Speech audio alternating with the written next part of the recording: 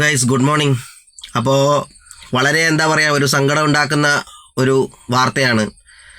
നമ്മുടെ മലയാള സിനിമയിൽ നമ്മളെയൊക്കെ ചിരിപ്പിച്ച വലിയ കലാകാരൻ നമ്മുടെ സലീം കുമാർ സാറ് വിടവാങ്ങി.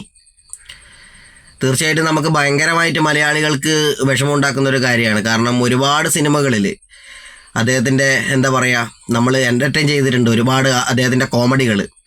ഈ ലോകത്ത് നമുക്കൊരാളെ വേദനിപ്പിക്കാൻ ഏറ്റവും പെട്ടെന്ന് പറ്റും, അല്ലെങ്കിൽ ഹീറോയിസം കാണിക്കാനോ വലിയ മാസ് കാണിക്കാനോ ആർക്കും പറ്റുന്ന കാര്യമാണ്. പക്ഷേ ഒരാളെ മനസ്സറിഞ്ഞ് ചിരിപ്പിക്കുക എന്ന് പറഞ്ഞാൽ അത് ചില കലാകാരന്മാർക്ക് മാത്രമേ പറ്റുള്ളൂ.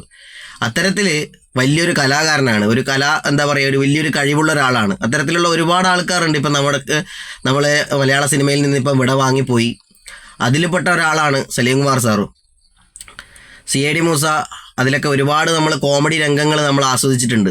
സത്യം പറഞ്ഞാൽ ഭയങ്കര ഒരു ഹാർട്ട് ടച്ചാണ്. ഇപ്പം ചില ആൾക്കാരെങ്കിലും ചോദിക്കും, ഇപ്പം നിങ്ങളുടെ ആരെങ്കിലാണോ അല്ലെങ്കിൽ നിൻ്റെ ആരെങ്കിലാണോ എന്നൊക്കെ അങ്ങനെ ചോദിക്കുന്ന ബിരുദന്മാരും ഉണ്ട്. അപ്പോൾ അങ്ങനെയുള്ള ബിരുദന്മാരോട് പറയാനുള്ളത്, നമ്മുടെ ആരുമല്ല എന്ന് പറയുമ്പോൾ മലയാള സിനിമ നമ്മൾ കണ്ടുവച്ച് ഒരുപാട് കോമഡികൾ നമ്മൾ ഏറ്റുവാങ്ങിയിട്ടുണ്ട്. നമ്മൾ മനുഷ്യന്മാർ നമ്മുടെ മനസ്സിലോട്ട് ഒരുപാട് നമ്മൾ മനസ്സറിഞ്ഞ് ചിരിച്ചിട്ടുണ്ട്.